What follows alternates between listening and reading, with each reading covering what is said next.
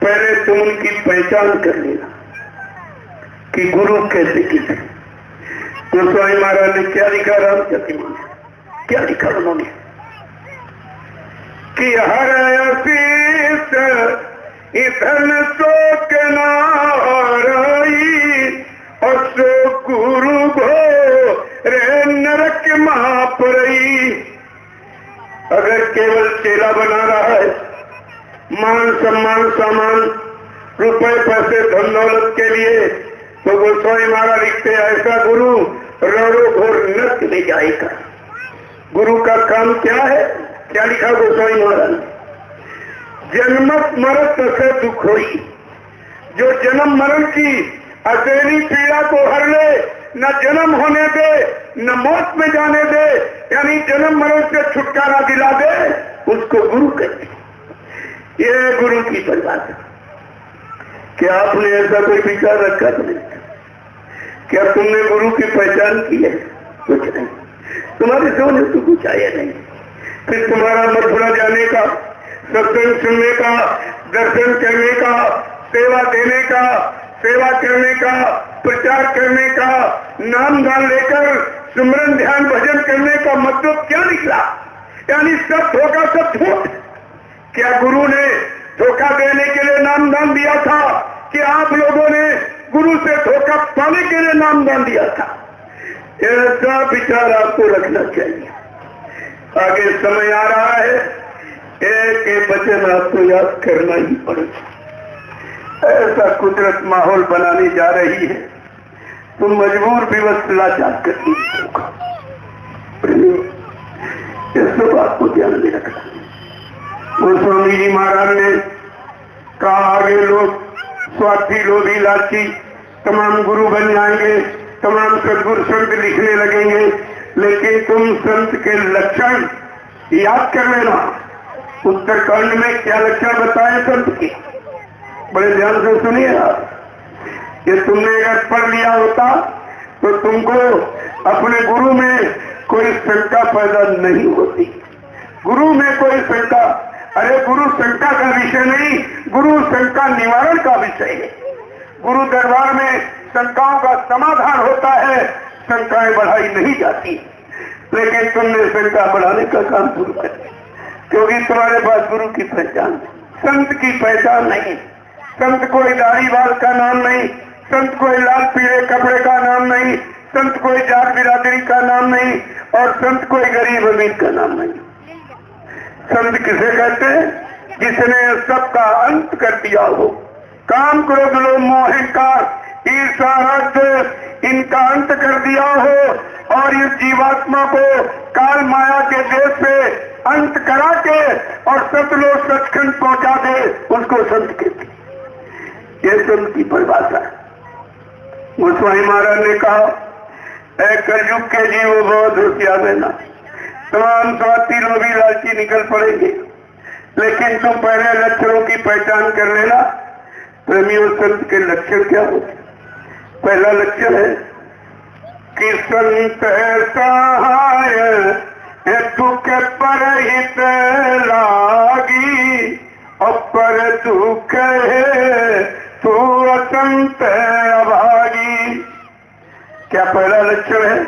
संत जीवों के दुख को अपने ऊपर ले लेते और बदले में जीवों को सुख प्रदान करते। संत यहाँ सुख उठाने के लिए, रात पाट करने के लिए, धन दौलत समेटने के लिए नहीं आता है, इन जीवों के दुख तकलीफ को दूर करने के लिए आता है, जीवात्मा को जगाकर परमात्मा से मिलाने के लिए आता है। दूसरा लक्षण क्या लिखा कि भूरज तारू सम संत कृपाला, और परहित है दुख विपत्ति विशाला। भू माने पृथ्वी, रज माने धूल। जब इस पृथ्वी को पैरों से कुचल कुचल कर आप धूल बना दे, यानी अपमानित करते हो, कितनी गंदगी फैलाते हो, कितने बुरे पाप कर्म करते हो, लेकिन धरती कभी बदले की भावना रखती है। ये संत का दूसरा लक्षण। चाहे संत की निंदा करो, चाहे स्तुति करो, लेकिन उनके यहाँ कोई बदले की भावना नहीं। वो जिस काम के लिए आते हैं, जीवात्मा जगाने के लिए, परमात्मा से मिलाने के लिए, जब तक अपना काम पूरा नहीं करते हैं तब तक मृत्यु मंडल से नहीं जाते हैं। ये सब ध्यान में आपको रखना चाहिए। प्रेमियों, तीसरा लक्षण क्या लिखा कि संत उदय संतत सुखकारी और विश्व सुखी जिन इंदु तमारी। इंदु माने चंद्रमा, तुम्हारी माने सूरज। जैसे सूरज चांद के निकलते ये प्रकट प्रफुल्लित हो जाती है, खुश हो जाती है, ऐसे संत सद्गुरु के आगमन पर ये जीवात्माएं खुश हो जाती हैं। अब हमको अपने घर जाने का मौका मिलेगा, मेरा घर वाला मुझे लेने के लिए आ गया है। कितनी खुशी होती है जो, लेकिन आपके पास कोई पहचान नहीं, कोई जान नहीं है, जानकारी नहीं। तो गोस्वामी जी महाराज ने उपमा क्या की कि संत की उपमा यहाँ किससे करोगे? कहा वैसे उपमा तो नहीं है, लेकिन जीवों को समझाने बुझाने के लिए कोई न कोई मिलता जुलता प्रभाव देना ही पड़ता। तो क्या लिखा है कि संत बितापो सरिता गिरिधरणी और परहित लागी सबन की करनी। क्या उपमा बताई है?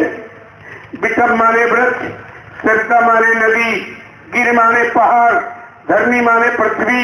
ये सब मिलकर आपको शारीरिक सुख दे सकते हैं, लेकिन संत शारीरिक सुधार और जीवात्मा का उद्धार दोनों काम करने आता है।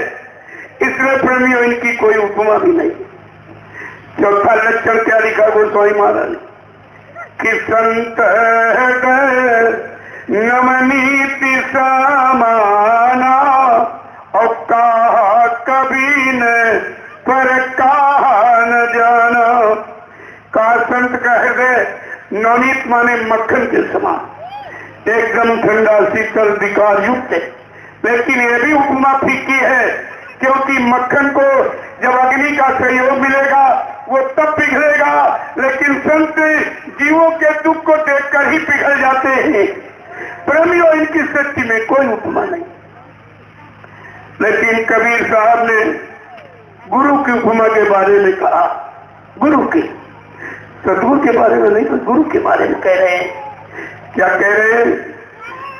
क्या पृथ्वी को कागज करूं, सरवर कलम बनाए, समुद्र को स्याही करूं, लेकिन गुरु गुण लिखा न जाए।